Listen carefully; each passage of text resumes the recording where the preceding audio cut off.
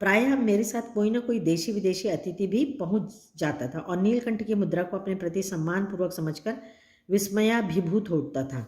तो उनके साथ फॉरेनर्स भी उनके फ्रेंड थे, मेहमान थे जो आते थे, और नीलकंठ बिल्कुल वैसे ही खड़ा हो जाता था। तो उनको ऐसा लगता था कि उनको रिस्पेक्ट देने के लिए ऐसा खड़ा है। तो ये देख के विस्मयाभिभूत मतलब होना, मतलब विस्मय मतलब आश्चर्य से आश्चर्यचकित हो जाते थे। कई विदेशी महिलाओं ने उसे परफेक्ट जेंटलमैन की उपाधि दे डाली। जिस नुकीली पैनी चोंच से वह भयंकर विषधर को खंड खंड कर सकता था, उसी से मेरे हथेली पर रखे हुए भुने चने ऐसी कोमलता से हौले हौले उठाकर खाता था कि हंसी भी आती थी और विस्मय भी होता था। फलों के वृक्षों से अधिक उससे पुष्पित और पल्लवित वृक्ष भाते थे। तो लेखिका कल्पना करती है कि वो उसकी नुकीली चोंच से कैसे उसने सांप को मारा था, और उसी चोंच से वो लेखिका के हाथों में जब भुने हुए चने रहते थे तो बड़े प्यार से धीरे धीरे खाता था। और उसको फल के वृक्षों से ज़्यादा प्यार क्या लगता था, फूल के पेड़ अच्छे लगते थे। वसंत में जब आम के वृक्ष सुनहली मंजरियों से लद जाते थे, अशोक नए लाल पल्लवों से ढक जाता था, तब जालीघर में वह इतना अस्थिर होता था कि उसे बाहर छोड़ देना पड़ता था। तो सभी को मालूम है, जब वसंत ऋतु आती है तो पेड़ों में नए पत्ते आ जाते हैं, फूल खिल जाते हैं, मौसम बहुत सुंदर हो जाता है। तो ये दृश्य देखकर वो अपने जाली में नहीं रहता था और उसे बाहर आने का बहुत मन होता था। नीलकंठ और राधा की सबसे प्रिय ऋतु तो वर्षा ही थी। मेघों के उमड़ आने से पहले ही वे हवा में उसकी सजल आहट पा लेते थे। तो सभी को मालूम है कि मोर कब नाचते हैं, वर्षा ऋतु में।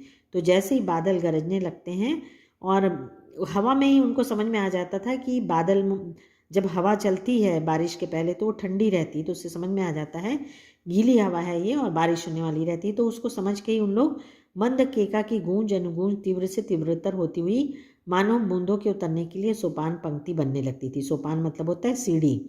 तो दोनों बहुत ज़ोर ज़ोर से चिल्लाने लगते थे और ऐसा लगता था कि वो आवाज़ को सीढ़ी बना दिए हैं और उससे उस सीढ़ी से पानी की बूंद आएगी।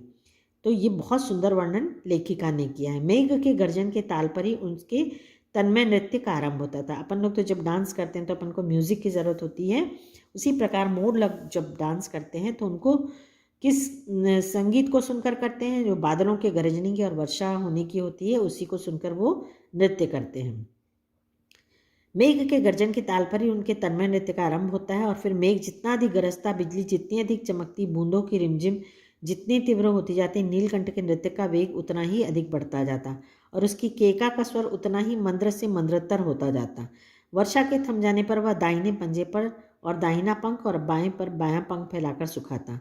कभी कभी वे दोनों एक दूसरे के पंखों से टपकने वाली बूंदों को चोंच से पी पीकर पंखों का गीलापन दूर करते रहते। इस आनंदोत्सव की रागिनी में बेमेल स्वर कैसे बज उठा, यह भी एक करुण कथा है। तो दोनों बारिश में किस तरह से नाचते हैं ये लेखिका ने बताया, और सुखाने के लिए दोनों पंख को एक के ऊपर एक पैरों पे रख लेते हैं और कभी कभी उसे पीते भी हैं। और आखिरी लाइन में लेखिका ने कहा है कि आनंदोत्सव की रागिनी में, आनंदोत्सव मतलब ये खुशी की जो राग रहती, जो समय रहता है, उसमें बेमेल स्वर मतलब ऐसा एक स्वर उठता है, ऐसा एक समय आता है। ये करुण कथा है, मतलब बहुत मार्मिक कथा है इसके पीछे।